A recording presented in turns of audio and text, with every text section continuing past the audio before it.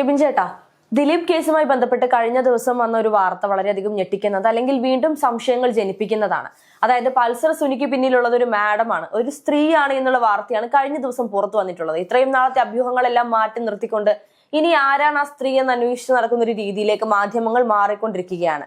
യഥാർത്ഥത്തിൽ ഈ കേസിനെ വഴിതിരിച്ചു വിടാൻ വേണ്ടി അല്ലെങ്കിൽ ആരുടെയൊക്കെയോ മുഖം രക്ഷിക്കാൻ വേണ്ടി വീണ്ടും ചില കള്ളപ്രചാരണങ്ങൾ മാധ്യമങ്ങൾ നടത്തുന്നതാണ് നമ്മളിപ്പോൾ കണ്ടുകൊണ്ടിരിക്കുന്നത്. അല്ല, അത് കൃത്യമായി പറഞ്ഞാൽ ഇന്നലെ വിധിപ്പകർപ്പ് മുഴുവനായും അപ്ലോഡ് ചെയ്തിട്ടില്ല. അതിൻ്റെ കുറേ അധികം ഭാഗങ്ങൾ നമ്മൾ ഉൾപ്പെടെയുള്ള മാധ്യമ പ്രവർത്തകർക്ക് ലഭിച്ചിട്ടുണ്ട്. അതിൽ കുറേ അധികം കാര്യങ്ങൾ പറയുന്നുണ്ട്. അത് എല്ലാവരും നോക്കിക്കണ്ടത് എന്താണ്, എങ്ങനെയാണ് ഇതിൽ ദിലീപ് രക്ഷപ്പെട്ടത് എന്നുള്ളതായിരുന്നു എല്ലാവർക്കും അറിയാനായിട്ട് താല്പര്യമുണ്ടായിരുന്നത്. അതുപോലെ തന്നെ 20 വർഷം എന്ന് പറയുന്ന ഒരു ശിക്ഷയിലേക്ക് എത്താനുള്ള പ്രധാന കാരണം എന്താണ് എന്നുള്ളതും പലരും നോക്കുന്ന ഒരു കാര്യം. അതെ, അപ്പോൾ നമ്മളത് കൃത്യമായി നോക്കുകയാണെങ്കിൽ ജഡ്ജ്മെന്റിൽ പറയുന്നുണ്ട്. അതായത് the learned special public prosecutor submitted that accused number 8 may be attempts to influence the judges who dealt with these various stages, particularly the judge of the trial court, the learned counsel of accused number 8. accused number 8 എന്ന് പറയുന്നത് ദിലീപ് ഏലിയാസ് ഗോപാലകൃഷ്ണൻ എന്ന് പറയുന്ന വ്യക്തിയാണ്, അതായത് നമ്മുടെ Dileep. On the other hand, vehemently argued the prosecution as well. The investigating team made all endeavors to malign the judicial system, especially the trial judge personally. They also raised allegation against the special public prosecutor and also the investigating officers. They are biased.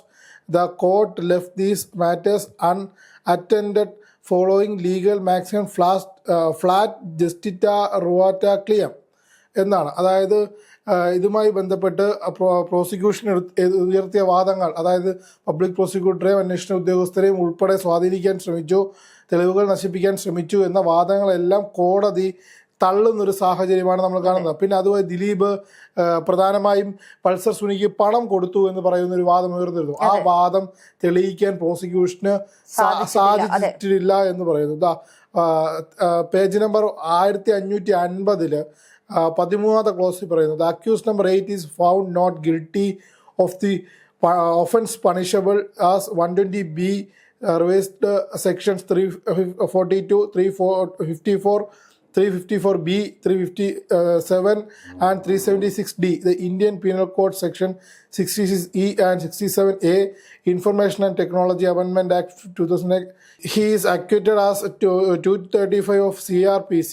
അതായത് ഈ മേൽ പറഞ്ഞിരിക്കുന്ന ഗൂഢാചരണ കുറ്റം, മറ്റ് തെളിവ് നശിപ്പിക്കൽ, IT act പ്രകാരമുള്ള ഇതൊന്നും തന്നെ പ്രോസിക്യൂഷന് തെളിയിക്കാനായിട്ടില്ല. പിന്നെ ജഡ്ജ്മെന്റിൽ പറയുന്നൊരു കാര്യമുണ്ട്, അതായത് ആകാശം ഇടിഞ്ഞാലും നീതി നടപ്പാക്കും, ആ ഉത്തരവ് പറയും എന്നുള്ള കാര്യങ്ങൾ പറയുന്നുണ്ട്.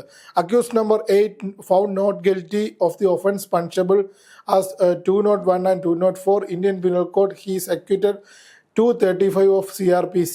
അതായത് ഇതിൽ ചുമത്തിയിരിക്കുന്ന തെളിവുകളിലൊന്നും തന്നെ ദിലീപിനെ കുറ്റക്കാരനാണെന്ന് കണ്ടെത്താനുള്ള തെളിവുകൾ പ്രോസിക്യൂഷന് ഹാജരാക്കാൻ സാധിച്ചിട്ടില്ല എന്നുള്ള വാദമാണ് ദിലീപിന്റെ ടീം രാമൻപിള്ള അസോസിയേറ്റ്സ് നൽകിയിരുന്നത്. പ്രോസിക്യൂഷൻ നോക്കൂ, അത് വളരെ വിചിത്രമായ ഒരു വിധിയായി തോന്നുന്നുണ്ട്. അതായത് അല്ല, ഇതിപ്പോ നമുക്കറിയാം പ്രോസിക്യൂഷന് ഈ പറയുന്നത് പോലെ തെറ്റ് ചെയ്തു എന്ന് അറിയാമെന്ന് പറഞ്ഞതുകൊണ്ട് കാര്യമില്ല. കോടതിയെ സംബന്ധിച്ച് തെളിവുകൾ മാത്രമാണ് ഒരു വിധി പ്രഖ്യാപനത്തിന്. ഒരുപക്ഷെ ജഡ്ജിയുടെ മനസ്സിൽ എന്താണോ ഉള്ളത് എന്നതിനേക്കാൾ ഉപരി പുറത്ത് പറയുമ്പോൾ അത് തെളിവുകൾ അടിസ്ഥാനപ്പെടുത്തി മാത്രമായിരിക്കണം പറയേണ്ടത്. ഈ ഒരു സാഹചര്യത്തിൽ പ്രോസിക്യൂഷൻ ഈ ഒരു ദിലീപുമായി ബന്ധപ്പെട്ടുള്ള ആരോപണങ്ങളൊന്നും തെളിയിക്കാൻ സാധിക്കാത്തിടത്തോളം അത് ആരോപണമായി തന്നെ തുടർന്നു പോകുമ്പോൾ സ്വാഭാവികമായും അദ്ദേഹത്തെ ശിക്ഷിക്കാനുള്ള ഒരു റൈറ്റ് കോടതിക്ക് നിലവിലില്ല. പ്രോസിക്യൂഷന്റെ എല്ലാ വാദം, എന്റെ ക്ലോസ് ഇതാണ്, പ്രോസിക്യൂഷന്റെ എല്ലാ വാദങ്ങളെയും മുഖവിലേക്കെടുക്കാത്തൊരു സാഹചര്യം ഉണ്ട്, തെളിയിക്കാൻ സാധിച്ചില്ല. പക്ഷെ ഒരു വൺ സൈഡഡ് ആയിട്ട് ബയാസ്ഡ് ആയിട്ട് തോന്നിപ്പോകും നമുക്ക് ഈ വിധി പെട്ടെന്ന് വായിക്കുമ്പോൾ എന്ന് തോന്നും. പക്ഷേ ഇതിൻ്റെ തെളിവുകളുടെ അഭാവമാണ് എന്ന് പറയുമ്പോഴും പബ്ലിക് പ്രോസിക്യൂട്ടറും പ്രോസിക്യൂട്ടർ സൈഡും ഒക്കെ ചെയ്യുന്ന കാര്യങ്ങൾ അല്ലെങ്കിൽ അവർ ഉദ്ദേശിച്ച വാദങ്ങളൊന്നും കോടതി തള്ളിക്കളയുകയാണ്. രാമൻപിള്ള അസോസിയേഷൻ, രാമൻപിള്ളയുടെ വക്കീലുകളും പറയുന്ന കാര്യങ്ങൾ മാത്രം കണക്കിലെടുത്തുകൊണ്ട് വന്നൊരു വിധി എന്ന തരത്തിൽ ഇതിനെ വ്യാഖ്യാനിക്കപ്പെടാം എന്നുള്ളതാണ്. പക്ഷേ ഇത് വളരെ ട്രാൻസ്പെറൻ്റ് ആണ് എന്നാണ് ഹണിയം വർഗീസ് പറയുന്നത്. അതായത് ജഡ്ജി അദ്ദേഹം പറയുന്നു, അവർ പറയുന്നത് ഹണിയം വർഗീസിൻ്റെ ഭൂതകാലത്തെ പറ്റി ഹണിയം വർഗീസിനെ പറ്റിയും വിധിയെ പറ്റിയും ഒക്കെ വിമർശിച്ചുള്ളൂ. പക്ഷെ കോടതിയെ വിമർശിച്ചു കഴിഞ്ഞാൽ മാധ്യമപ്രവർത്തകർക്കും വിമർശിക്കുന്നവർക്കും ഉൾപ്പെടെയുള്ളവർക്ക് കോടതി അലക്ഷ്യ പ്രകാരം കേസ് ഫയൽ ചെയ്യുമെന്നാണ് പറയുന്നത്. ഇതുമായി ബന്ധപ്പെട്ട് ഇനിയിപ്പോൾ ഇതിന്റെ മുഴുവൻ വിധി പകർപ്പ് വരാനുണ്ട്. അതുമായി ബന്ധപ്പെട്ട് പ്രോസിക്യൂഷന്റെ വീക്ക് സൈഡാണ് ഇവിടെ നമുക്ക് എടുത്തു കാട്ടാൻ കഴിയുന്നത് എന്നുള്ളതാണ്. അതായത് പൾസർ സുനി പണം കൊടുത്തതിന് തെളിവുകൾ സമർപ്പിക്കാനായില്ല, ഗൂഢാലോചന തെളിയിക്കാനായില്ല, ഈ മെമ്മറി കാർഡിന്റെ ഹാഷ് വാല്യൂ മാറിയതുമായി ബന്ധപ്പെട്ട കാര്യങ്ങൾ തെളിയിക്കാനായില്ല. ഇതൊന്നും പ്രോസിക്യൂഷനെ തെളിയിക്കാൻ, ഇതെല്ലാം ആരോപണങ്ങൾ മാത്രമാണ്. ആരോപണങ്ങളുടെ അടിസ്ഥാനത്തിൽ എങ്ങനെയാണ് ആക്കാൻ കഴിയുന്നത് എന്നുള്ള ചോദ്യങ്ങൾ ഉൾപ്പെടെ ചോദിച്ചിരിക്കുന്നുണ്ട് കോടതി.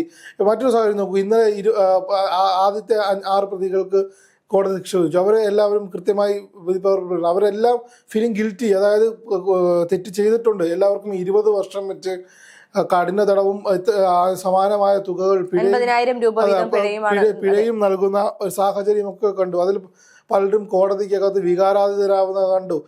പൾസർ സുനി പറഞ്ഞു വീട്ടിൽ അമ്മ മാത്രമേ ഉള്ളൂ. 2ാം പ്രതി പറയുന്നത് എന്താണ്, എനിക്ക് 9 വയസ്സുള്ള ഒരു മകനും 2 വയസ്സുള്ള ഒരു മകളും മാത്രമാണ്, ഫാമിലി വീട്ടിൽ ആരുമില്ല.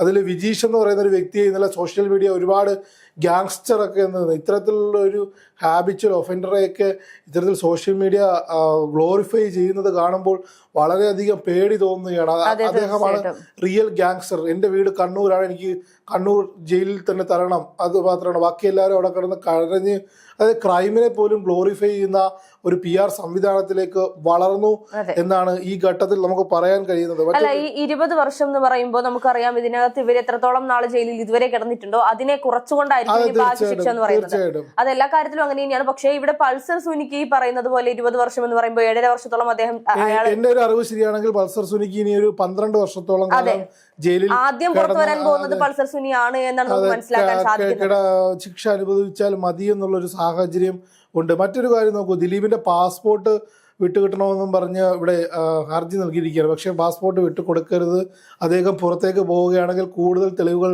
നശിപ്പിക്കാൻ കഴിയും, അത് ഉപരികോടതികൾക്ക് അതിജീവിതയ്ക്ക് നീതി കിട്ടാത്തൊരു സാഹചര്യത്തിലേക്ക് എത്തുമെന്ന് തുടങ്ങി കുറേയധികം പ്രോസിക്യൂഷൻ അതിനെ എതിർക്കുന്ന സാഹചര്യങ്ങളുണ്ട്. ഇന്നലെ തന്നെ ഇതുമായി ബന്ധപ്പെട്ട് ബെയിലൊക്കെ ഡിസ്പ്യൂട്ട് സസ്പെൻഡ് ചെയ്തു. അതായത് പ്രതികളുടെ ബെയിൽ ഡിസ്പ്യൂട്ട് സസ്പെൻഡ് ചെയ്ത് അവളെ ഇംപ്രസ്മെന്റിന് അയച്ചു. അതേപോലെ മറ്റൊരു കാര്യം, ദിലീപിന് ഇനി സ്വതന്ത്രനായി നടക്കാം എന്ന തരത്തിലുള്ള ഒരു വിധി ഇനി ഇതിനുമായി ബന്ധപ്പെട്ട് ഉപരികോടതികളിലേക്ക്, ഹൈക്കോടതികളിലേക്ക് പോകും.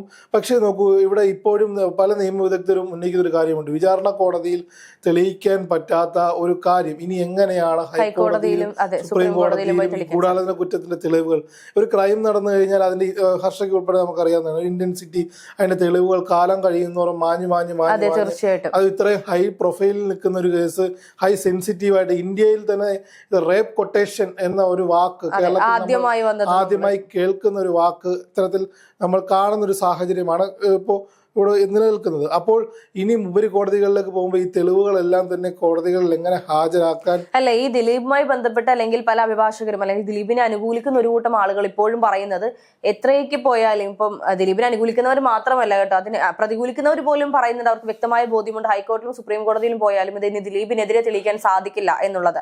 പലർക്കും അറിയാം ഇനി ദിലീപിനെ ഒരു തെറ്റുകാരനായി ചിത്രീകരിക്കാൻ ഈ ഒരു കേസ് കൊണ്ട് സാധിക്കില്ല. ഒരുപക്ഷെ ഈ പറയുന്നത് പോലെ തുടക്കം മുതലേ തന്നെയുള്ള ദിലീപിന്റെ ഗെയിം പ്ലാൻ ആണോ ഇത് എന്ന് നമ്മൾ ശ്രദ്ധിക്കേണ്ടിയിരിക്കുന്നു എന്നുള്ളതാണ്. പക്ഷെ എന്ത് തന്നെയാണെങ്കിലും ഇനിയിപ്പോൾ ഈ കേസുമായി ദിലീപിന് യാതൊരു ബന്ധവുമില്ല. ഇനിയിപ്പോൾ ഹൈക്കോടതിയിലും സുപ്രീം കോടതിയിലും പോയാൽ പോലും ദിലീപ് ഇപ്പോൾ ഉള്ളതുപോലെ തന്നെ കുറ്റവിമുക്തനായി തന്നെ തുടർന്നുകൊണ്ട് പോകാൻ സാധിക്കുമെന്നാണ് നമുക്ക് മനസ്സിലാക്കാൻ സാധിക്കുന്നത്.